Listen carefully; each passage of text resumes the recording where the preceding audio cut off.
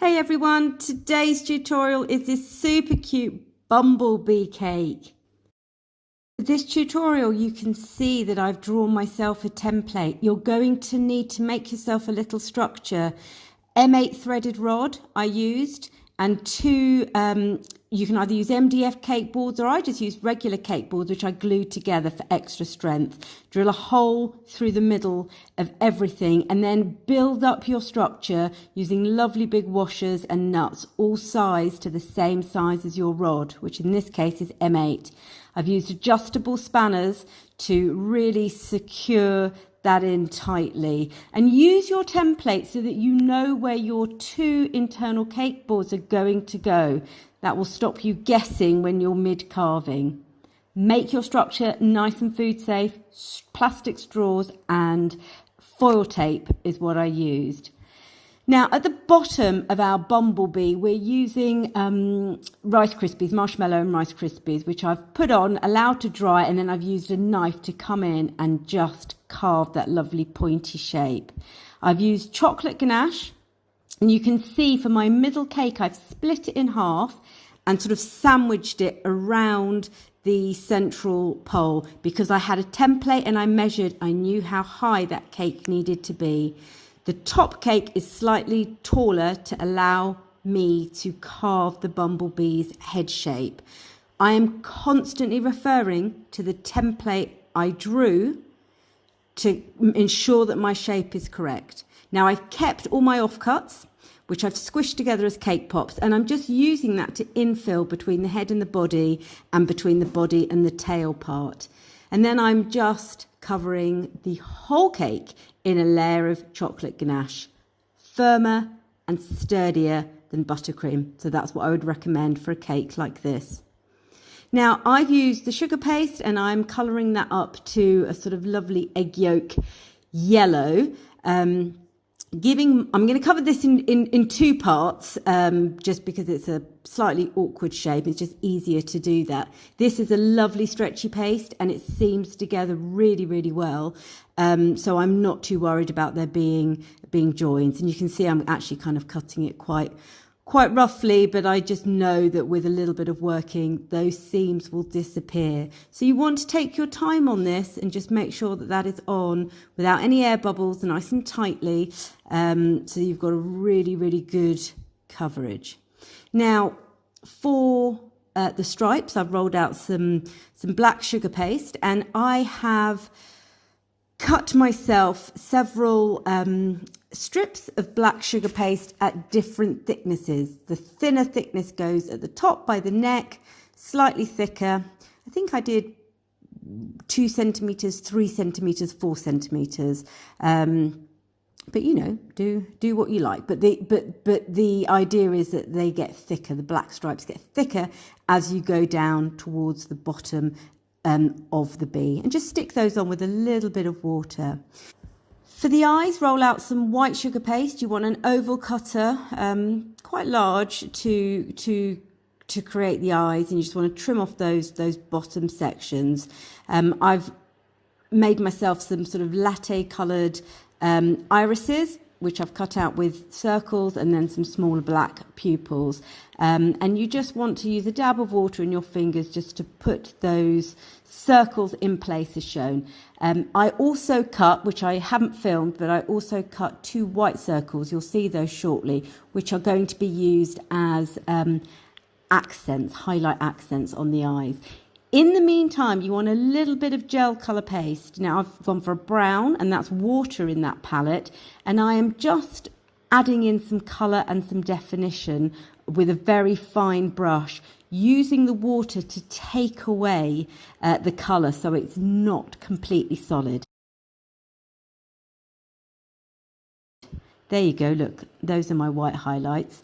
For the eyelids, you want to use that same oval cutter and nice chunky yellow paste, and then I'm also rolling out a tapered log, which is going to, that long piece there that you can see will eventually form the eyelash, and then I'm going to roll a very, very thin piece of black sugar paste to rim the eyes.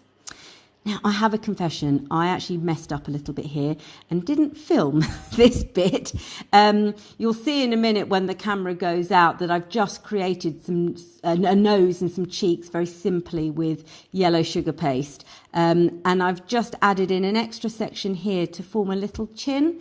And I'm just pushing that out to create a little mouth. There you go. Look, you can see now. So the eye's going in place. I've already done one. So this is the second one, which I'm just attaching with a little bit of water. Then on goes that, what's it called? It's an eyelid. On goes the eyelid. And then I'm just going to trim the edge of the eye. It's quite cartoony look. So we're just going to give it a little trim with that very fine piece of black sugar paste that we rolled out. You want to do this first because that's going to tuck in underneath the eyelash, which is going to go on next. Now, if you're not sure, I've gone straight in and I've just brushed water, but you can always use a little bit of Trex or vegetable fat. That enables you to move pieces on the cake without it transferring colour or marking. So that's just a good tip for you. But if you feel pretty confident, just go in there with the water. And there we go. That's the face, almost done. 2 itty bitty little balls of black sugar paste rolled into a log and tapered for some little eyebrows. Yay, he's coming to life now, isn't he? And then finally I just gave him a little black skull cap, really. Rolled out some black paste, cut it with a round cutter, and I've just put that on. Now let's add some colour. You could airbrush, but I'm going to go for petal dust, and I've used yellow and brown, a nice big soft brush, and I'm just using that dust to accent around the eyes, on the nose, in between the yellow stripes. It just makes the whole thing a little less flat, so it's really worth doing. And then finally, a little bit of extra colour in the mouth. That's a tiny dab of pink sugar paste, which I've just put into that mouth section. And then I've just taken some petal rouge or some pale pink petal dust. I think that's the Magic Colours petal rouge, that one, just over the cheeks and inside of the mouth. For the antenna, I took a 20 gauge florist wire, one length, and I've wrapped it a couple of times in black florist tape, and then have cut 2 antennas to the size that I need. Don't go too big here, you'll have trouble supporting them. And then just a little bit of sugar glue at the end and a small circle which I've squished down into a flat top of the antenna. So you want 2 of those. And then while your black sugar paste is out, you want to roll it into a log and you want to cut 6 legs. And then you can just see that I am using my hands just to taper off one of those edges.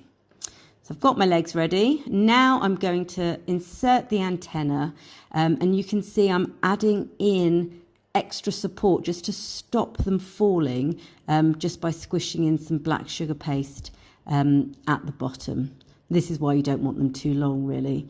And then for the legs, you can just brush a little bit of sugar glue and then just push them gently onto the bee. I had 2 facing upwards and then 4 pointing in the opposite direction. I did not need cocktail sticks to attach these. They weren't that big or heavy, so you shouldn't need them.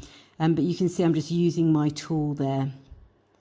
For the wings, you want some wafer paper. Make yourself templates from regular paper, so you're happy with the size. Then trace these onto wafer paper. I've made a trace, I've folded it in half, and I'm going to cut it out. That way, I have 2 wings, exactly the same size as I need them. Now you can get different grades of wafer paper. The thicker wafer paper you can get, the better for the wings. And you want to repeat the same thing for the smaller wings, which point in the opposite direction, like a butterfly. Can you see? That there is an edible pen. That's a fractal pen. They are brilliant. Recently discovered those, and they are pretty good. Draw on absolutely anything. And I have just drawn in a little bit of detail, a little bit of veining, really, just to make them a little bit more interesting. And I'm going to do that on the bottom half. I have drawn them with the smooth side of the paper facing me. Okay. And then finally, you want to attach these to the back of the bee. Remember, you want the drawn side facing you, so attach them the right way. And you want to put the big wings on first, followed by the smaller wings. A little bit of sugar glue or piping gel. Don't drench the paper, otherwise it will dissolve on you. But just need a little bit, and that should just stick there nicely. And there we go. That's it. Bertie Bumblebee. Hope you enjoyed that. Would love you to subscribe if you haven't already. Come and join the fun. And if you have any questions at all about this tutorial, just ping me a message below and I'll get back to you as soon as I can. See you later.